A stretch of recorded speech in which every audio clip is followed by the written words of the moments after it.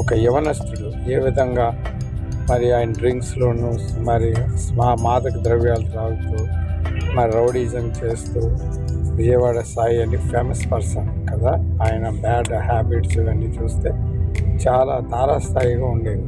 అలాంటి వాడు యేసు ప్రభువుని నమ్ముకొని నా జీవితం పూర్తిగా మార్చబడి ఒక సాత్వికుడుగా దీని మనిషి గలవాడే ప్రార్థన చేసి ఈ వీడియోలో మీరు చూడగలుగుతారు ఇవన్నీ కూడా. ఓకేనా? ఆ మార్పు అనేది మీరు గమనించండి. యేసయ్య జీవితం చూస్తే వాళ్ళు పూర్తిగా మారిపోతారని ఇది ఒక నిదర్శనం, ఇది ఒక సాక్ష్యం. ఈ యవనస్తులకి ఇది ఒక మంచి ప్రేరేపణ. కాబట్టి చూడండి, వీడియో చివరి వరకు చూసి మీ లైక్ సబ్స్క్రైబ్ చేయమని కోరుకుంటున్నాను. Thank you very much.